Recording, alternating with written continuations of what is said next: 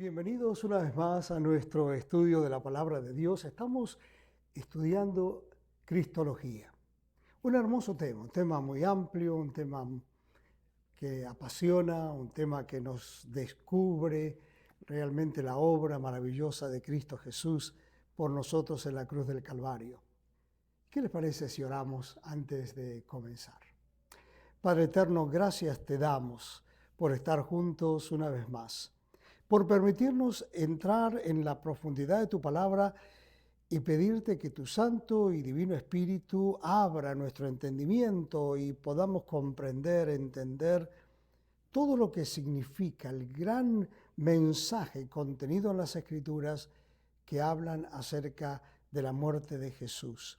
Y hoy, como el tema también nos permite, vamos a ver cómo esto está en relación con nosotros, los creyentes. Así que, Señor, te pido de que tu presencia en medio de nosotros traiga bendición, entendimiento, capacitación a cada uno de nosotros y también si hay alguien que nos está escuchando y, Señor, no te conoce, que tu Santo y Divino Espíritu toque ese corazón, le muestre realmente lo que tú has hecho por cada uno de nosotros, para que también haya convicción, arrepentimiento y eso produzca vida eterna.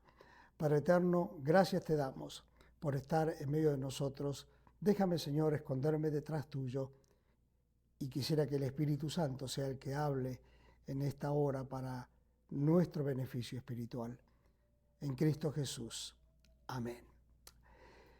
Bueno, si ustedes recuerdan, en nuestra clase anterior vimos el hecho impresionante de que la muerte de Cristo fue tanto física como espiritual.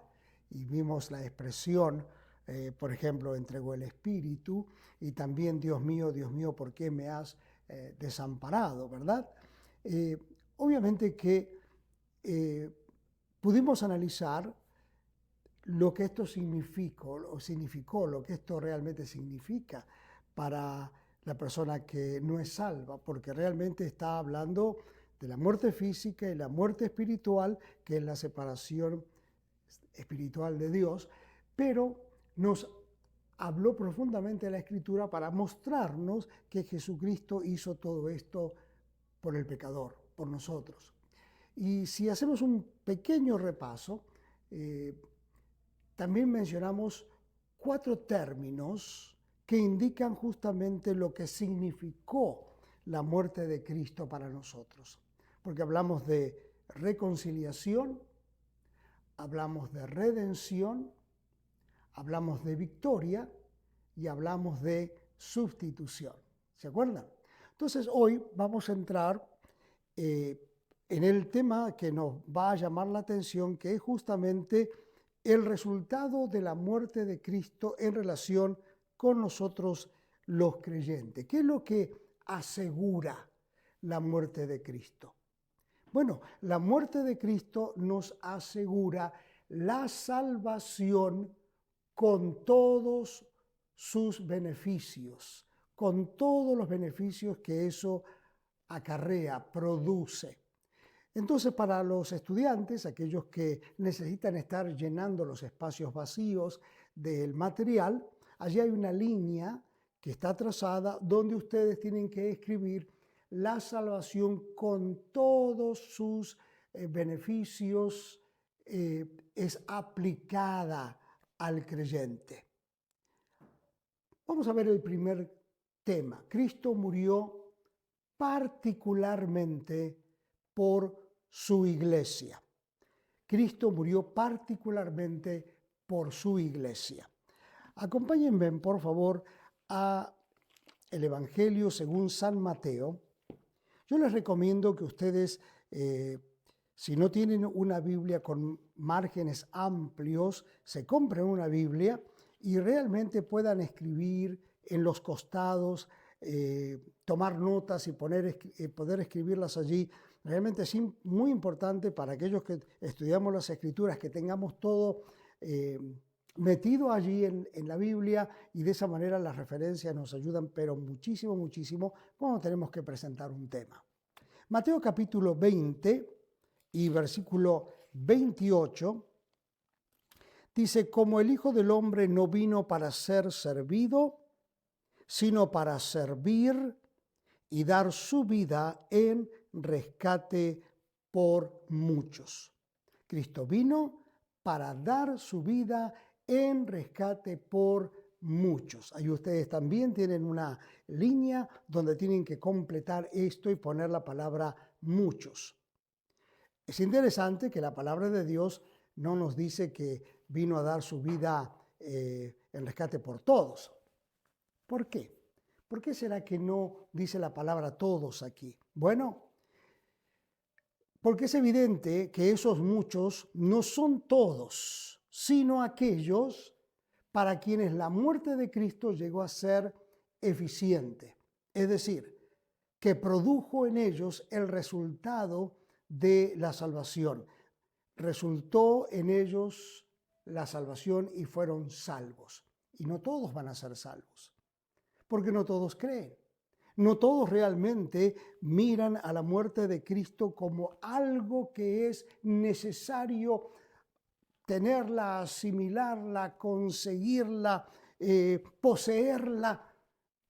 La mayoría de las personas, cuando escuchan el Evangelio, realmente tienen una actitud tal vez de desprecio o de desinterés. No les interesa realmente la muerte de Jesús.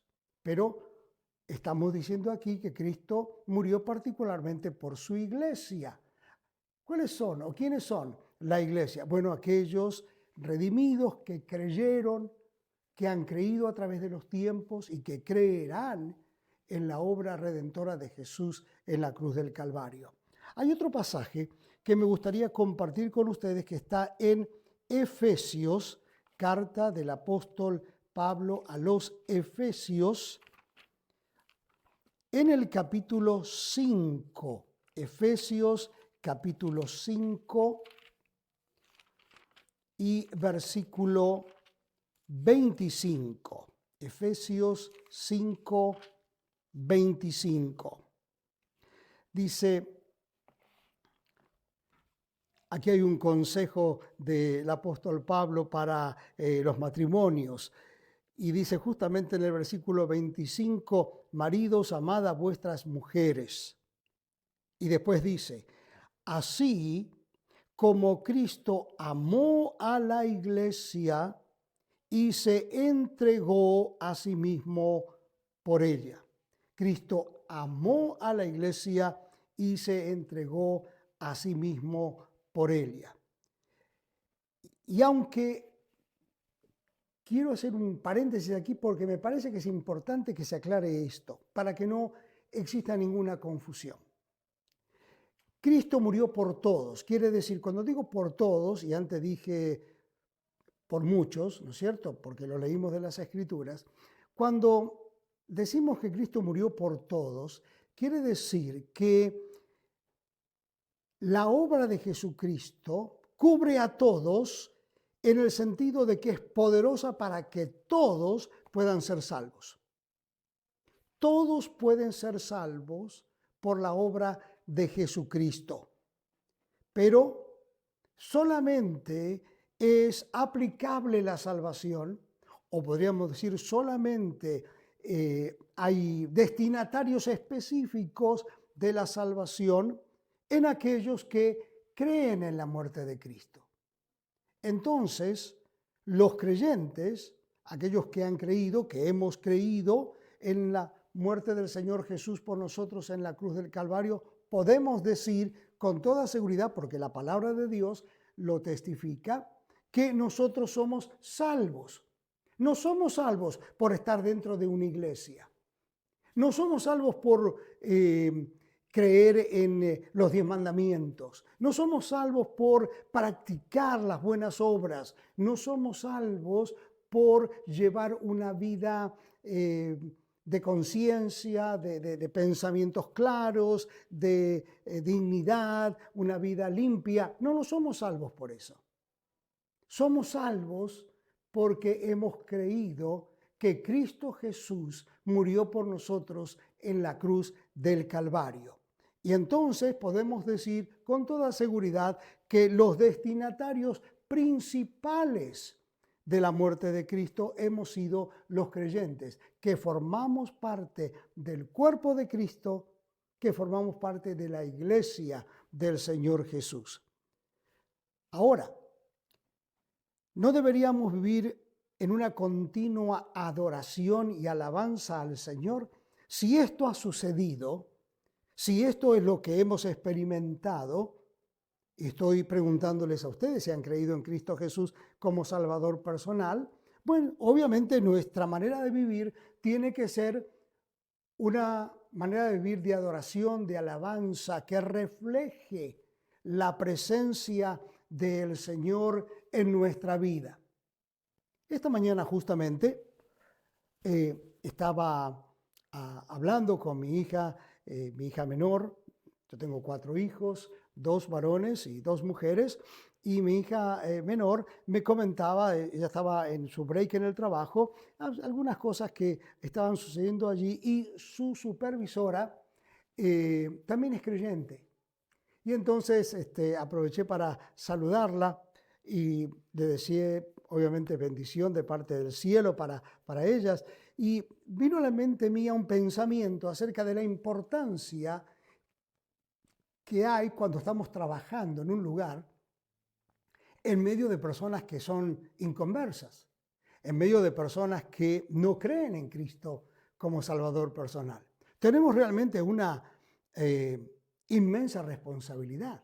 ¿Por qué? Porque nuestra vida tiene que reflejar que hay una continua adoración, hay una continua alabanza en nuestra manera de vivir, en nuestra manera de trabajar, en nuestra manera de hablar, y que el Señor nos ha puesto en un determinado lugar para trabajar. Y justamente allí es donde tenemos que demostrar que nuestra vida le pertenece a Cristo, que nosotros hemos creído en Jesucristo, y eso ha cambiado nuestra manera de pensar, nuestra manera de ser, nuestra manera de hablar, nuestra manera de dirigirnos a los demás. Las personas tienen que darse cuenta que Cristo vive en nosotros. Si no, ¿qué pasa? Pasamos totalmente desapercibidos, ¿verdad? Como que la presencia de Cristo no está allí.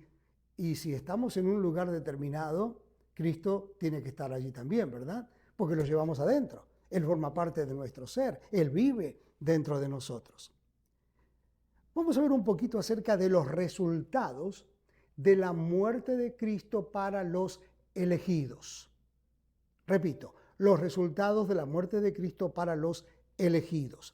Estamos en Efesios y vamos un poquito hacia la izquierda. La carta anterior es la carta a la iglesia en Galacia.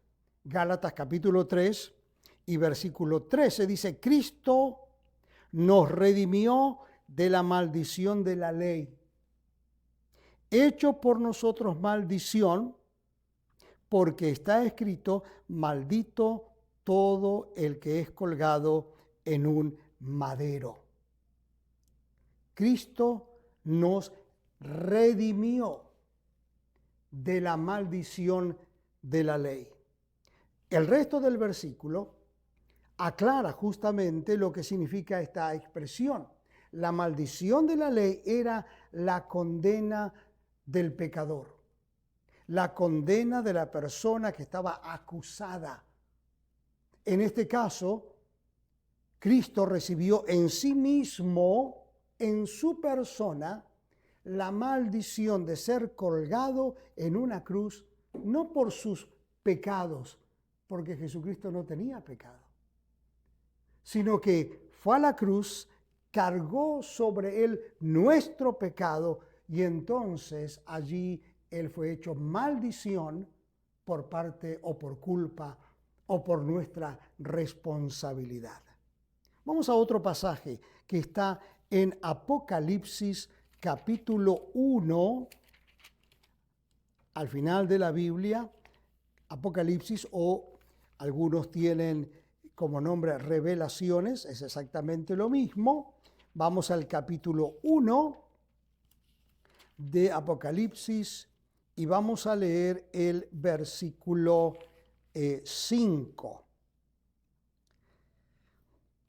Dice: y de Jesucristo el testigo fiel, el primogénito de los muertos, y el soberano de los reyes de la tierra, al que nos amó y nos lavó de nuestros pecados con su sangre.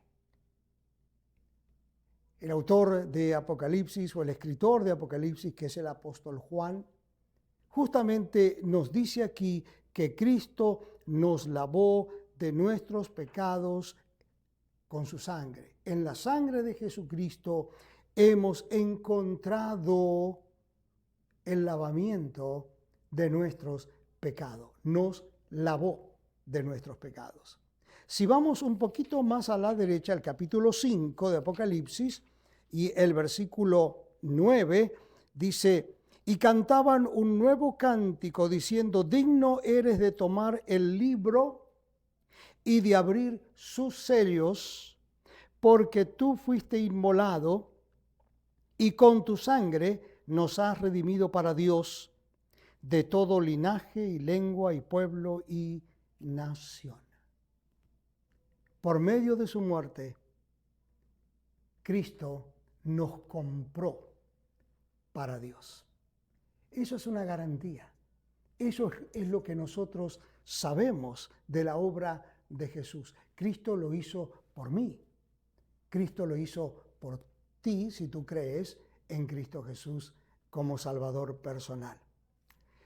Vamos a leer brevemente dos pasajes que se encuentran en la carta de Pablo a los romanos. Hacia la izquierda encontramos, después de Hechos de los Apóstoles.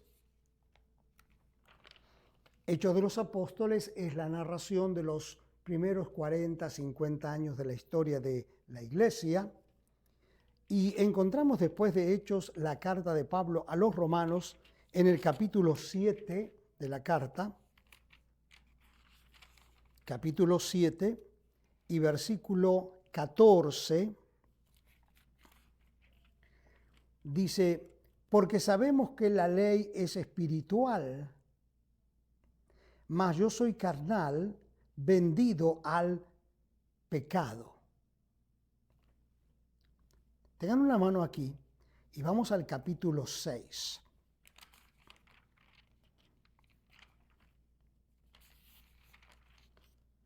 Versos 16 al 18.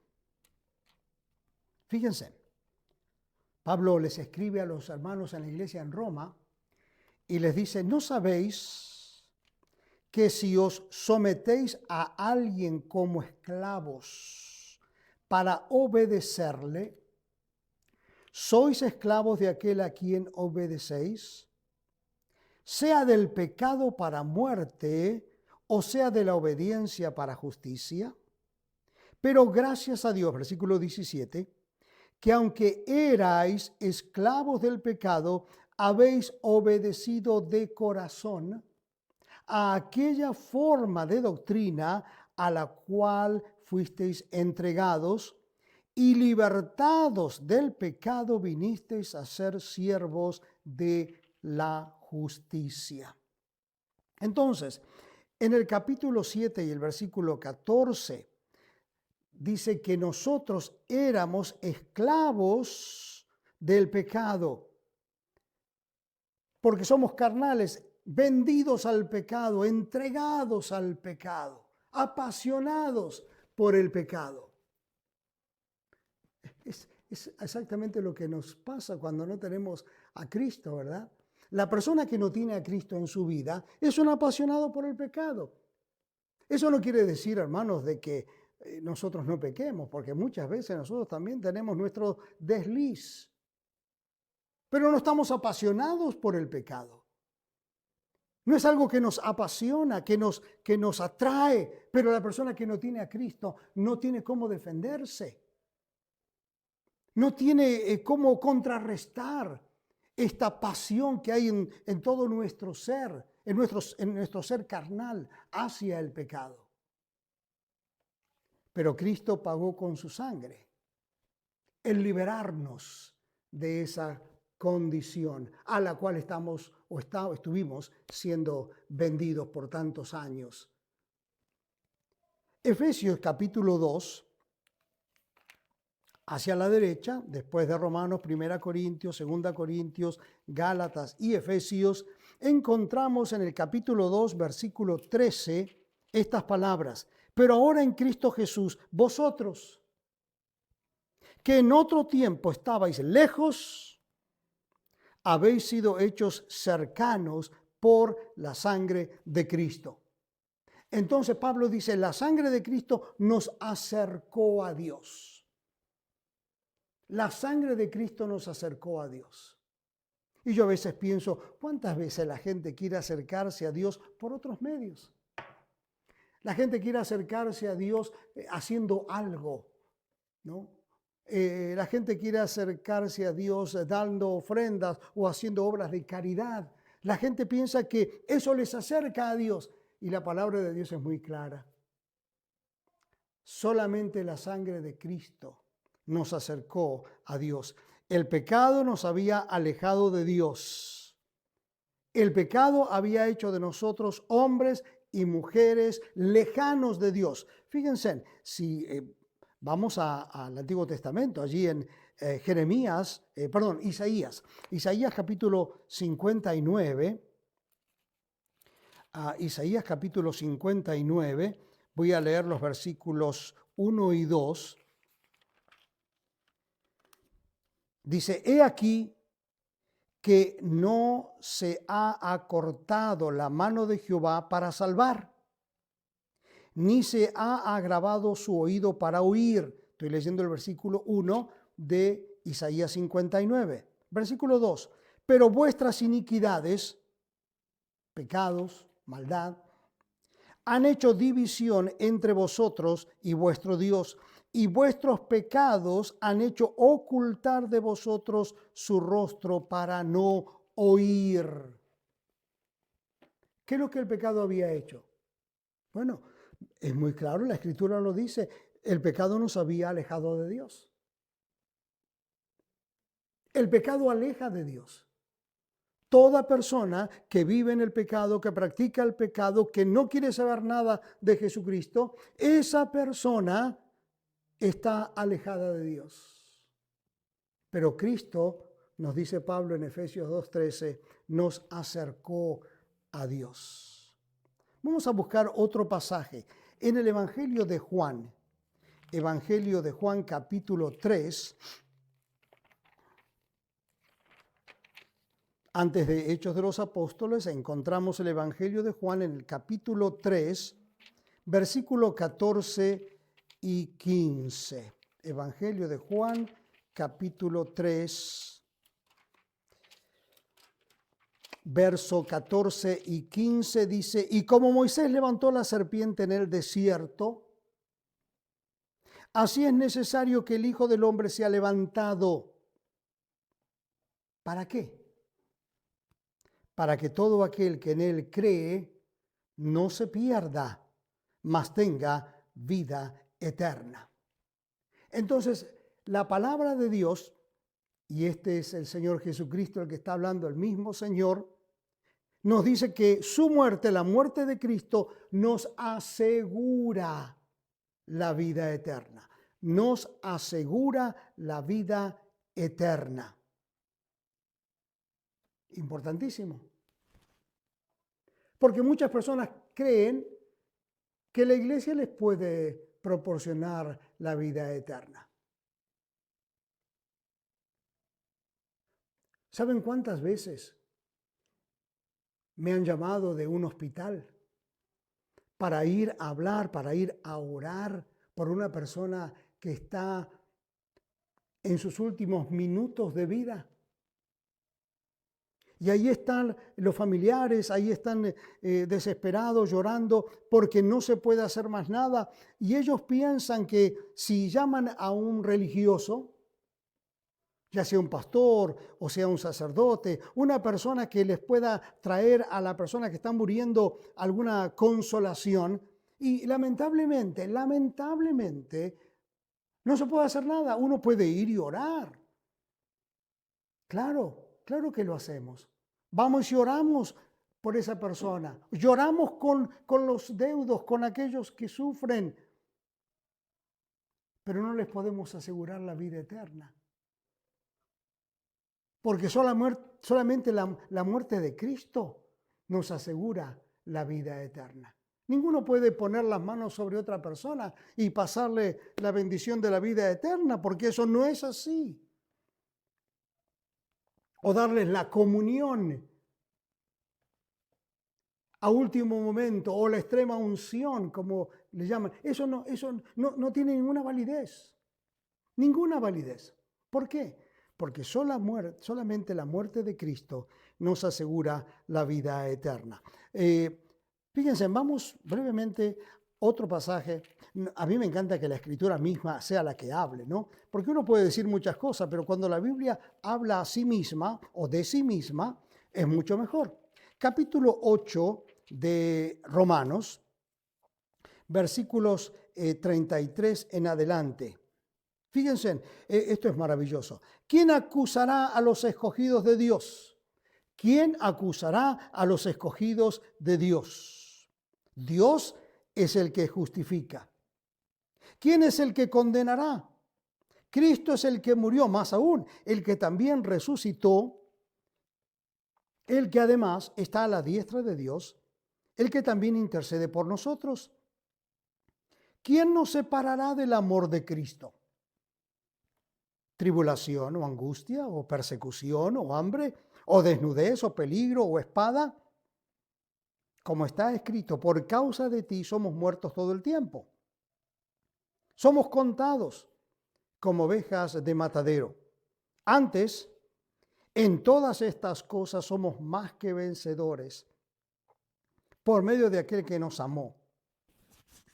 Por lo cual, estoy seguro de que ni la muerte, ni la vida, ni ángeles, ni principados, ni potestades, ni lo presente, ni lo porvenir, ni lo alto, ni lo profundo, ni ninguna otra cosa creada nos podrá separar del amor de Dios que es en Cristo Jesús, Señor nuestro. ¿Dónde se demuestra que la vida eterna está asegurada? Lo leímos, ¿verdad? ¿Está asegurada porque asistimos a una iglesia? ¿Está asegurada porque nos hemos bautizado? ¿Está asegurada porque hacemos buenas obras? ¿Está asegurada por qué? Está asegurada solamente por la muerte de Cristo en la cruz del Calvario. No hay ninguna otra seguridad fuera de eso. Nada, nadie podrá salvarte si no crees en Cristo Jesús como Salvador personal. En Romanos 5:9, estamos en Romanos capítulo 9, vamos a ir al capítulo 5 y versículo 9, dice, pues mucho más, estando ya justificados en su sangre, quiere decir, esto ya se ha producido cuando creímos, la sangre de Cristo nos ha redimido, creemos en la obra redentora, por él seremos salvos de la ira. Por él seremos salvos de la ira. Cristo nos justificó por medio de su sangre. Quiere decir que la ira de Dios sobre el pecador, la ira de Dios sobre el pecado, la ira de Dios sobre Satanás, no se va a aplicar sobre nosotros. ¿Por qué? Bueno, porque hemos creído. Él nos ha justificado. Ahora, yo sé que muchos dirán, bueno, momento pastor, porque hay un pasaje en Romanos 3, capítulo 10, que afirma que no hay justo ni aun uno. Ni nosotros los creyentes somos justos. Yo no estoy diciendo que somos justos. Pero Dios, al limpiarnos con la sangre de Cristo, es Dios el que nos declara a nosotros justificados y nos trata como si fuésemos justos. Fíjense, estamos en Romanos 3, fíjense, voy a leer desde el versículo 21 hasta el 26. Pero ahora, aparte de la ley, se ha manifestado la justicia de Dios, testificada por la ley y los profetas, la justicia de Dios por medio de la fe en Jesucristo para todos los que creen en Él. Porque no hay diferencia. Por cuanto todos pecaron y están destituidos de la gloria de Dios, quiere decir que tú, yo, cada uno de los que estamos compartiendo este estudio, estamos destituidos de la gloria de Dios. Si paramos aquí, sería tétrica, ¿no? Sería lamentable, pero fíjate, versículo 24, siendo justificados gratuitamente por su gracia, mediante la redención que es en Cristo Jesús, a quien Dios puso como propiciación por medio de la fe en su sangre para manifestar su justicia, o sea, la justicia de Dios, a causa de haber pasado por alto en su paciencia los pecados pasados, con la mira de manifestar en este tiempo su justicia, a fin de que Él sea el justo y el que justifica al que es de la fe de Jesús. Qué precioso, maravilloso realmente. Porque tú y yo estamos destituidos de la gloria de Dios. Pero Cristo, al morir por nosotros en la cruz del Calvario, dice la palabra que Dios nos está justificando a nosotros, nos ha declarado a nosotros justo o justos por aquel que murió por nosotros. Un pasaje más sobre este tema que está en casi al final de las Escrituras, en la primera carta de Pedro, capítulo 3 y versículo 18. Fíjate, porque también Cristo padeció una sola vez por los pecados, el justo por los injustos. ¿Quiénes son los injustos? Tú y yo. El justo por los injustos. ¿Para qué? Para llevarnos a Dios, siendo a la verdad muerto en la carne, pero vivificado en espíritu. Gracias, Señor Jesús. Gracias. Gracias por tu obra maravillosa en el Calvario. Vamos a la carta a los Hebreos. Hebreos capítulo 10. Estamos en Pedro, vamos las cartas primera, segunda y tercera de Juan. Para el otro lado, Santiago, Hebreos, vamos a Hebreos capítulo 10. Hebreos 10, versos a 19 y 20. Sí. Así que, hermanos, teniendo libertad para entrar en el lugar santísimo por la sangre de Jesucristo, por el camino nuevo y vivo que Él nos abrió a través del velo, esto es, su sangre. ¿Qué es lo que nos está diciendo aquí la palabra? Nos está diciendo que la sangre de Cristo nos abrió un camino hacia Dios. La sangre de Cristo nos abrió un camino hacia Dios. ¿Y qué fue lo que el mismo Señor Jesús dijo acerca de Él? Yo soy, ¿qué cosa? El camino, la verdad y la vida, ¿verdad? Y aparte de eso, nadie viene al Padre si no es por mí. Él es el camino. Entonces, Jesús nos abre el camino por su sangre y se confirma entonces lo que el mismo Señor Jesús había declarado. ¿Para qué? Para que ninguno busque otro tipo de camino. Entonces, no hace falta, no tiene sentido. No hay una razón para que busquemos un camino diferente. Cuando el Señor Jesucristo abrió el camino hacia Dios y lo único que tengo que hacer es creer en la obra redentora de Cristo. Entonces, yo te voy a invitar a que hagas un trabajo mental, lo puedes escribir. Revisa la lista de los resultados beneficiosos que nos trajo la muerte de Cristo. ¿Cuál o cuáles de ellos te tocan más el corazón y por qué? De las maravillosas palabras que hemos encontrado en las Escrituras, ¿cuál es el resultado de la muerte de Cristo que más toca tu corazón? ¿Y por qué? Y escríbelo. Medita en eso. Y ve a la presencia del Señor en oración y dile, gracias Señor Jesús, por la obra maravillosa que has hecho a través de la muerte en la cruz del Calvario. Y te reconozco por qué, por esto, por esto, por esto, por lo que tú quieras escribir. Es abriendo tu corazón y puedes allí tomar nota de tus propios sentimientos y pensamientos y darte cuenta la obra preciosa de Jesucristo por nosotros. Vamos a orar para despedirnos. Gracias, Señor Jesús, una vez más. Maravillosa tu palabra, hermosa la enseñanza que encontramos. Podemos decir con toda seguridad, no hay otro camino, tú eres el camino.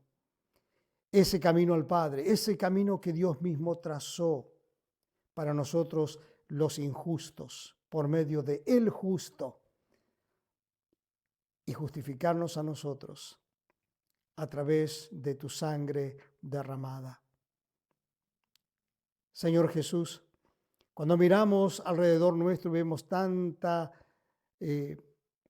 personas, tantos seres humanos que viven en la indiferencia total a la obra tuya, danos, Señor, la oportunidad de vivirte, de practicarte, de sentirte, de manifestarte en el lugar donde estemos, en el trabajo, en el comercio, en la calle, en el vecindario, con los amigos, con los familiares, con todos aquellos que nos rodean que puedan ver realmente que no se trata de una religión, no se trata de ciertas costumbres que podamos tener o ciertos hábitos religiosos, sino que aquí se trata de una vivencia real con el Hijo de Dios, contigo, Señor Jesús.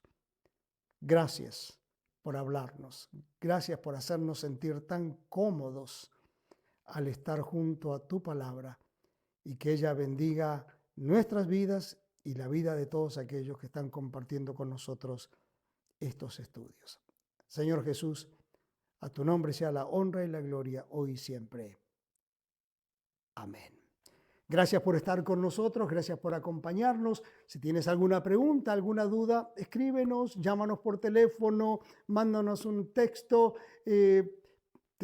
Vamos a proporcionar la dirección, los teléfonos y también el correo electrónico para que de una manera u otra nos podamos comunicar. Y si quieres recibir una copia del material que estamos estudiando, también con mucho gusto te lo haremos llegar de manera gratuita. Bendiciones, hasta nuestro próximo encuentro.